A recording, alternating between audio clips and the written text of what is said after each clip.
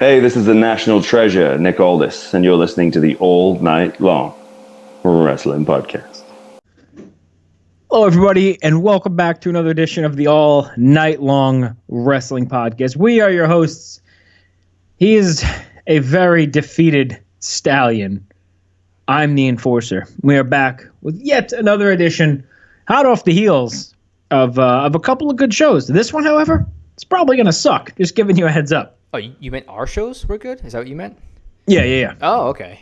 No one's ever said that before, so I wasn't used to hearing that. That's good. Okay. That's bullshit. Oh, wait. Is it okay? Too late. We're doing it. We're all in. Yeah, that's bullshit because Todd Amy on YouTube said outstanding interview with a couple of emojis. So, Todd, we appreciate you, man. Last week you posted an interview with Heather Monroe, the Killer Bay. The West Coasterner herself. We had a really good time talking to her. She was awesome. Took some time out of her day to join the All Night Long Wrestling Podcast, and she's got some badass shirts over on Pro Wrestling Tees and a Patreon, Joe. How long is it going to take me to talk you into getting a Patreon for yourself? Not very long. I will say that I did post the links to both the Pro Wrestling Tees store and the Patreon in the in the description of the YouTube video. So if you go to our YouTube video interview with Heather Monroe, in the description you will see the links, as I see you're doing it right now because I could hear it in the background, that you will see the links to no, that's not true. I was and the PWTs. Watching porn. And that's okay. I keep telling you, it's YouTube, not something else. Oh, gotcha. YouTube. No, but you're right. ProWrestlingTees.com/Heather Monroe, Patreon.com/Heather Monroe, and we put up her shirts on Twitter too. So hopefully that gets some traction. She's got some really cool stuff over there. And Joseph Samael was a big fan of the shirt, so it was a pretty cool week last week. I think everybody's coming to terms with the fact that 2020 is canceled. Cancel culture has struck in 2020, so we are now welcoming things from our house. We are not going out, and we are social media-ing much more than ever before, which is kind of how this show, well, I should say this topic this week it came about. Friend of the show, SoCal Wrestling Pundit, I learned that word, Rich Bagu, was like, you guys should do a show on trilogies. And I was like, I've got nothing to do, so let's watch trilogies. So this week's show is dedicated to what some say are the greatest three matches ever in professional wrestling history. The Ric Flair, Dick Blood, a.k.a. Rick Steamboat Trilogy from 1989. Ric Flair and Ricky Steamboat themselves would say some of their best matches were in the late 70s. They were not televised. They were from some house shows, but we are going to play the hand we're dealt, and the hand that we are dealt, man, it was a wrestling clinic, Joe, and a lot of these podcasts use people's star ratings to talk about the show. We are going to give our own, but as far as professional star ratings, Joe, who are we going by? I have in front of me the star ratings of one Scott Keith, friend of the podcast, Scott Keith. I went back and looked at all of his reviews of these three matches, and I have noted down his star ratings for each one. So as we go talk a little bit about each match, I will also give the Scott Keith star rating in addition to our own opinions. Sounds good. How recently did you watch these? Let me ask you that. I watched all three of these matches within the last 2 weeks to get them fresh on the brain, obviously, for this discussion. So I watched all three in succession, in obviously time order. So we started with Chi-Town Rumble, then Clash 6, followed by Wrestle War 89. And I watched them in order, and sometime in the last 2 weeks. And then I made a little cheat sheet here for myself of some notes and facts about each show, so we can kind of discuss that as well. I did the same thing as I was watching them. I took some notes on my phone. I watched it I guess it was about 3 weeks ago when we first talked about it, and then we just had interview, back-to-back interviews. So probably the first time ever in the podcast's existence, 3 in a row, which was really cool. So I had to go back and start rewatching I rewatched the first one again just about 2 hours ago. So that one was the one I watched originally. So I wanted to freshen up on it. So without further ado, man, let's get into it. The Ric Flair, Rick Steamboat Uno. Well, I guess in the NWA, WCW Uno. It's from Chi-Town Rumble, February 20th, 1989. Joe, give us a little bit of a backstory as to what these guys were doing going into this match. Well, Ric Flair was in his 5th reign as World Heavyweight Champion. So I know these days he's the 16-time World Champion. He was in his 5th reign at this point. And Steamboat had come back into the promotion for the NWA not long before this, or right around this time. He was in the WWF in 1988, left there and came back into the NWA. Ric Flair was the booker, I believe, of WCW NWA at this point in time. So he was the champion, and he was, of course, as you noted, a big fan of Ricky Steamboat and the matches that they had. So they went off and had this first match in the series at Chi-Town Rumble in Chicago at the UIC Pavilion in February of 1989, as you mentioned. The leading up to the match, Ricky Steamboat, as soon as he came back into the promotion, he was pretty much the number one contender right away. It was billed the lead up to this was great because Rick Steamboat was the everyman, the family man. His wife Bonnie and his son Little Ricky were very prominent in a lot of the promos, especially in the ring. Ric Flair, the opposite of everything Rick Steamboat stood for. He was kiss stealing, wheeling dealing, jet flying, limousine riding, yada, yada, yada, yada. You know the drill. So these two were natural polar opposites. And I think that was never more so apparent than the interview they did. I guess it was Clash of the Champions, the interview, or was it WCW Saturday Night when Ricky Steamboat stripped Flair down to his boxers or something in the ring when Flair had the girls in the ring holding his jacket and stuff like that. So they had a really good story going into it. And 1989 was a fantastic year for the NWA, probably one of my favorites. And let's get right into it. Let's get right into the first match. Joe, I want to talk about what you took away from it, your thoughts, and as always, I want your star ratings, buddy. Well, I guess so at the time when I was 7 years old, or 6 or 7 years old at this point, so I didn't really know a whole lot, about the NWA at that time. So most of what I've learned has been, post that, right, and just in reading things and watching on the network. I was surprised when I went back to watch it to see that Hiro Matsuda was in Ric Flair's corner, because I just didn't really feel like that was necessary, and I didn't really remember it in a period of time either. So that was interesting. I think that. Again, knowing it now and how it all turned out, it doesn't surprise me that Steamboat won the match. But I think going into it, if I was watching at the time and not knowing anything, I would have been surprised that Steamboat had just come back in and would win the title right away. The match was very good, of course. We'll get into it in terms of comparing it to the other matches, probably towards when we get to the third match, but. I think the first thing that stands out in these matches is the chops. The chops are pretty loud, and seem like they're laying them in pretty good. Having never given or taken a chop myself, I can only go based off the sound, and it sounded pretty loud. So I'm imagining that was pretty unfun, not fun for these guys to have to take. But the match itself was very good. Of course, these guys had worked together. They're very familiar with each other's styles. Steamboat won the match at the end. There was some... not shenanigans, but there was some stuff going on with the referees. I think Larry Young? And Tommy Young.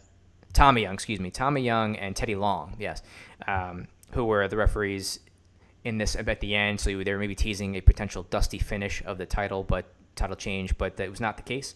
And Steamboat ended up winning via a small package at about a little over 23 minutes. Just so people aren't familiar with what a dusty finish is.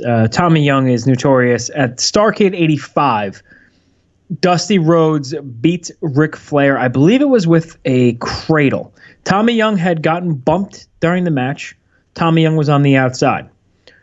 Arn Anderson came in to help Ric Flair to beat up Dusty Rhodes as Tommy Young was going to call for the belt because he saw Arn Anderson interfere. He got hit by a flying Arn Anderson, never got to call for the belt. Dusty Rhodes won the title, and then Tommy Young reversed the decision the last week because he said in his mind he had already made up the decision that it was a disqualification, thus taking the belt off of Dusty Rhodes. That is what a Dusty finish is, and I think watching this, I also thought that's what they were going to do the first time. My favorite part of this match, without a doubt, is big-ass Afro Meltzer in the front row in the teal shirt. He was big even back then, not like he is now, with HGH and all, but he is wearing the most ridiculous teal shirt I've ever seen in my life. He's got the Dr. D. David Schultz brown afro curls. It was a sight to behold. But that being said, first thing I realized in this match, maybe you'll agree with me, Ric Flair is in the best shape of his life. Would you agree? Yeah, I think he was in very good shape at the time. Again, it depends on when you compare him to. I know, people, maybe newer fans that saw him in the WWE at the end of his career he was not in the best of shape at that time. But yeah, I think he was in good shape at this point. I think he was probably getting close to 40. 37, 38. Late 30s, close to 40 at this point. So yeah, I mean, he was still in great shape. He had abs, and I never remember seeing Ric Flair have abs. And I'm going through watching World Championship Wrestling from '85, and he's in far better shape in '89 than he was in '85. Steamboat was a monster himself too, but getting too far, of course, here. Like you said, the chops were great, and this to me was the fastest paced match they had. And it almost started out like, it started out like a grudge match with the way they were laying it into each other. There was a lot of stuff on the outside. I also really enjoyed Magnum TA on commentary.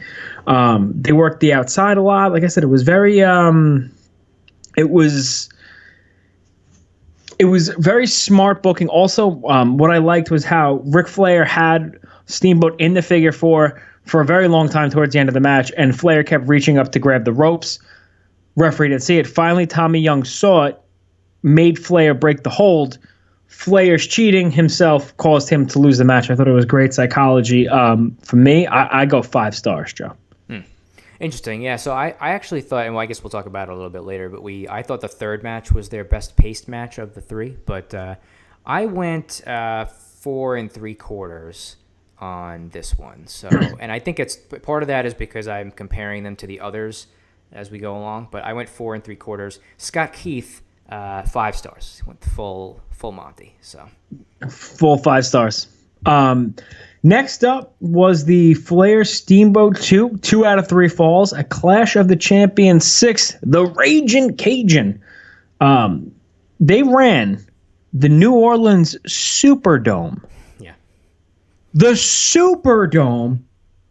WrestleMania 34 was at the Superdome. They drew 78,000 people. Clash 6 drew 5,000 people in the Superdome. It's true. Who, according to I think it was Shivani. No, maybe it was JR. Jim Ross said that they did not want to promote them. I think it was Jim Herd.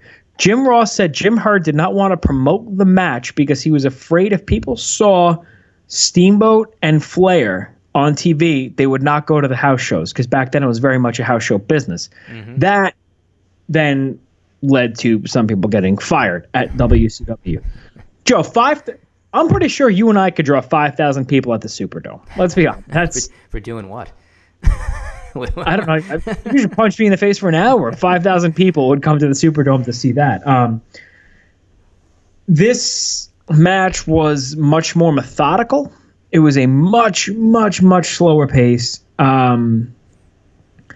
Lot of amateur wrestling in this match, which is Flair was known for being a great tactician in the ring, but the amateur wrestling in this match, I don't know if it would fly today. Do you think that could get over to the extent that they had in this match for that length of time? I think it depends on the audience. So if I'm picturing it on Money in the Bank, no. if I'm picturing it on an AEW show or a Ring of Honor show or even New Japan, then yeah, I think so. I mean, I think they could, fans would stick with it for a while. I think the people would be into it. I mean, this match, like you said, 2 out of 3 falls, it went, in the stats that I read, it went over 55 minutes. So it was almost an hour of these guys wrestling. Flair wins the first fall, reversing an inside cradle, just under 20 minutes. So if Flair gets the first fall, and now Steamboat has to win the next 2. I believe that the rule was supposed to be, if it went to a time limit, that the winner of the first fall would be the champion. So that meant, that Steamboat had to win the next 2. So like you said, it was a little bit more deliberately paced. Flair wins the first fall by pinfall, reverse cradle. And then Steamboat wins the second fall at, I think, just about 34, 35 minutes with the double chicken wing submission, right? So he has him held up, not the cross-face chicken wing that Bob Backlund would make famous, right? The double arm chicken wing where he would grab him and then hold him up in the air. Yeah, and then Flair picture submitted. for anybody, like a tiger suplex, but instead of suplexing him back, he locks in the tiger and he just holds him up straight in the air. Yes. So that was the second fall. And then, of course, now in the last 25 minutes or so, we're down to the deciding third fall. And the cool part, I guess, is for me at this stage is, now I forget exactly at what point, but it was around here where Flair starts working on the legs of Steamboat, right? And he kind of really goes to town on doing that, which is a big MO for Ric Flair in a lot of his matches to set up the figure 4. And I don't want to jump into the finish if you have other thoughts if you want to comment on, but I'll pause there and let you kind of give your thoughts on the first 2/3 of the match. I agree with pretty much everything you said. I can't remember Ric Flair ever submitting. So Jim Ross was very crucial on commentary to tell the story that Ric Flair had to submit because he had another fall. So he submitted knowing he would not lose the match, but he submitted knowing he could get out of the move more quickly and still be fresh for the third fall. So I thought that's the only thing I would throw in there. I thought that was great.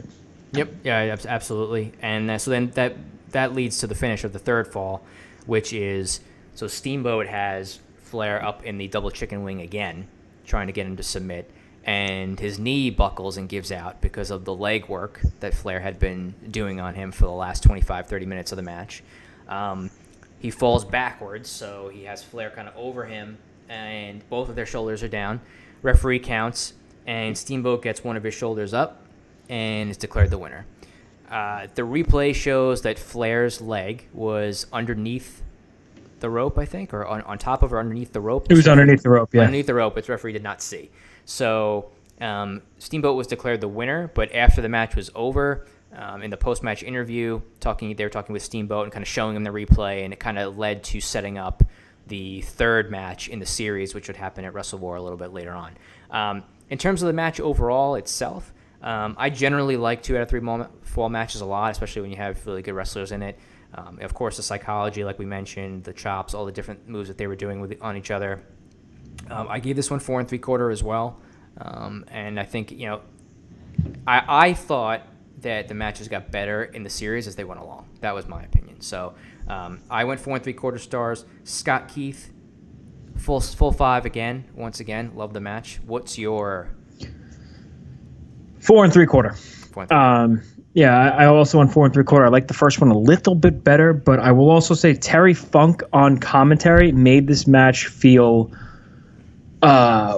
as important as it possibly could be, and gave you a great perspective on in-ring performer. Terry Funk helped Ric Flair and Ricky Steamboat tell the story in this match. I thought it was great. 57, I think it was 57 and a half, 58 minutes. It's a long time to beat the shit out of each other, and it was very, very hot in the arena. I think, to me, it's a little, it's kind of like the Gargano and I guess Adam Cole thing where Buster agrees.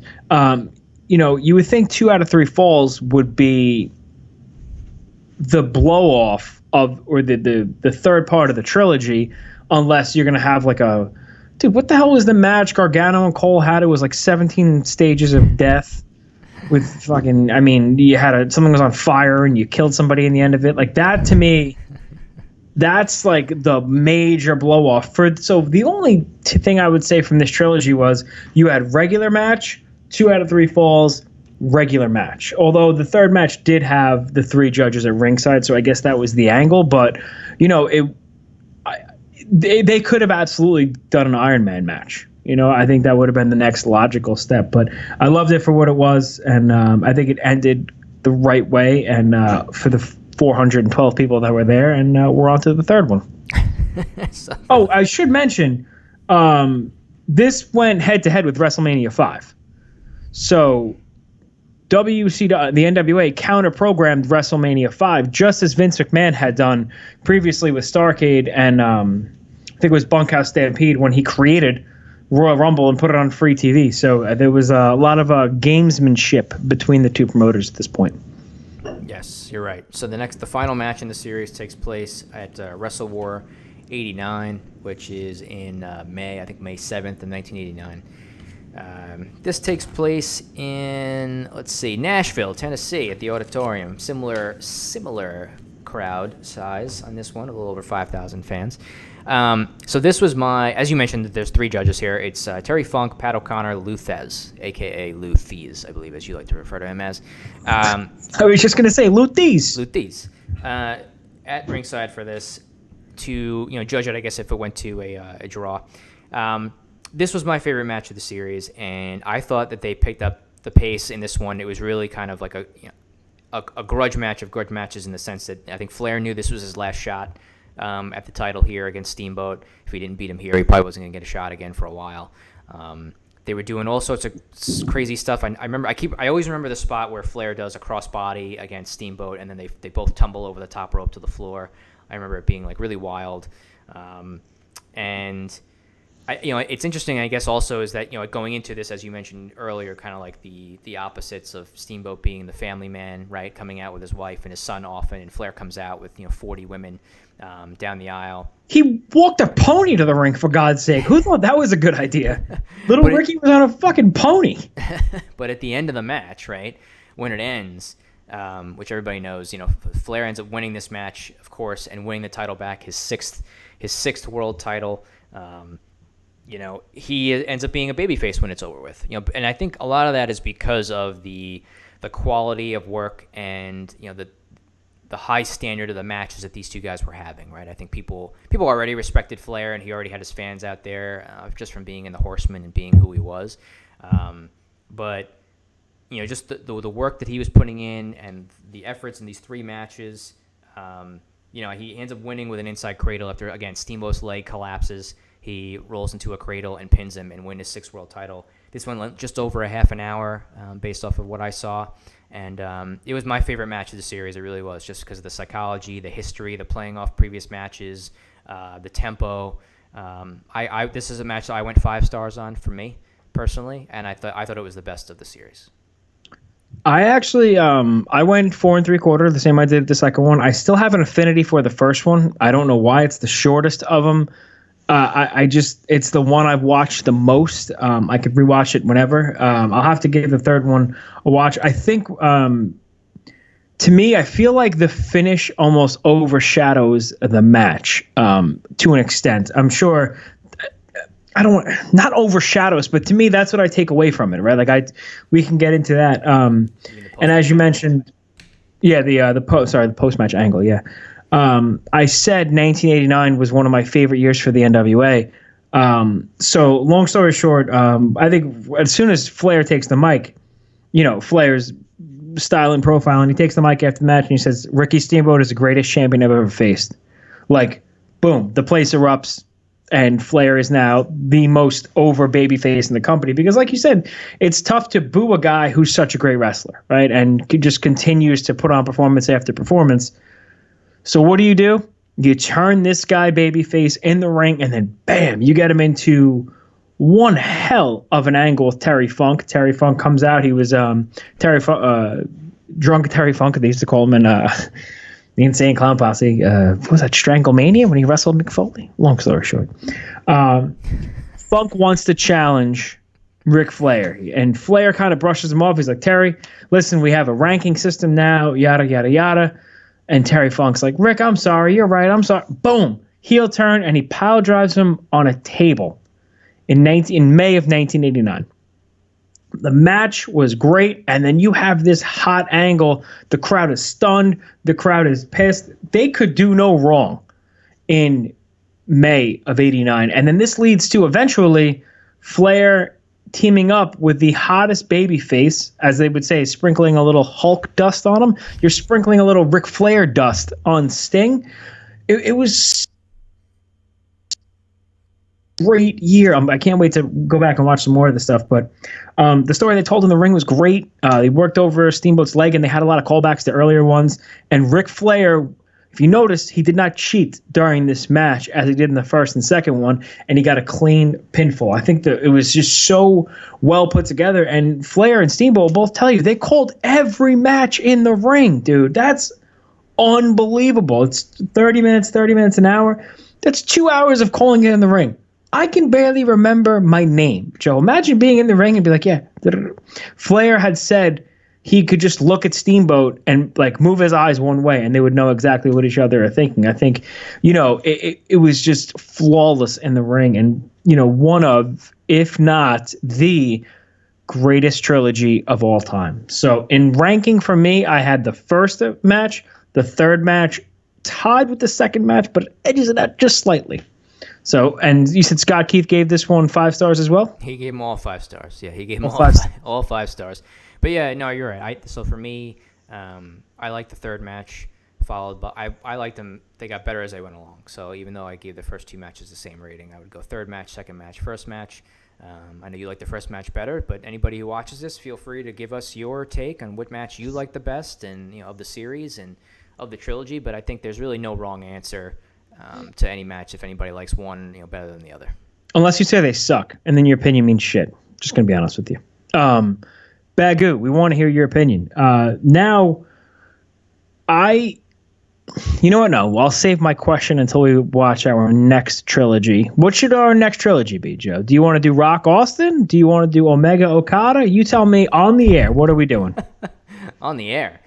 Oh my God, I don't know, man. It's tough. We have to really identify like the 3 matches. The thing with Austin and Rock is, it's kind of over several periods of years, right? Like you're looking at WrestleMania 15, 17, and 19. So it's a different aspect of it. We can certainly do that. That might be a little easier than the Omega Okada ones because you gotta put a lot of time into those matches. I feel like we gotta really sit down and. You got to study them, and they're at least like an hour each or whatever it is. So no, the G1 match was 26 minutes. Well, didn't they have several matches for the title in addition to the G1 match? So like I feel like there's like 3 or 4 that they've had. I don't know. I have to go back and look. So. Well, we got nothing to do, right? We're not going anywhere. You know what? There's a good Hornswoggle and Chavo Guerrero series. I think that happened a few years back. I hate everything about what you're saying right now. You said I got to choose on air. You put it in my hands. You gave me the choice to choose. Let's do Rock and Austin. Let's fight the Rock Austin. I think that's a good way to go. We'll go. We'll go in chronological order, right? So Flair Steamboat happened in '89. Rock Austin happened in the late '90s, early 2000s, and then we'll do Omega and Okada for the 2010s, I guess, is when that was all. Let's find a Ring of Honor trilogy in there, too. We'll get real crazy with it. We'll just do just watch some wrestling, man. That's what we're doing. We want to hear your thoughts. If you've seen all 3 of those, and if you're a fan of professional wrestling, chances are you probably have, rank them. Let us know what you think. How many stars do you give each match? What's your favorite? I just wish we could see more Meltzer. Old Daddy Meltzer. God, I'm going to screen cap him in his teal shirt. Tightest shirt ever. He shot the baby gap before it was cool. But listen, we appreciate everybody checking us out. Don't forget, everywhere on social media, you could follow us at All Night Long WP. Check us out on lordsofpain.net. We are super stoked to be teaming up with them. We really appreciate their influence in us and their spreading the news of our podcast, the All Night Long Wrestling Podcast. AEW is going to be starting a little bit. We got a lot of wrestling to watch, man. And Money in the Bank, I think, is coming up. Next week? I It's a week This from week? this coming Sunday. A week from this. It's a week from this Sunday. I know you know all the matches up and down, left and right. You can't wait for Money in the Bank. We can talk about that next week. There's plenty for us to talk about. Don't worry about it. Professional wrestling's not going anywhere, and neither are we. So check us out, lordsofpain.net on YouTube. That's where you can subscribe and give us some thumbs up over there. The more views on there, the better. And at All Night Long WP, Instagram, Twitter, Friendster, YouTube. That's YouTube, right? There's so many U's. YouTube. Why? Gotcha. I'll just work on that on the in the off time. But for another edition of the All Night Long Wrestling Podcast, we are your hosts. He's a Stallion. I'm the Enforcer, and we are tapping out.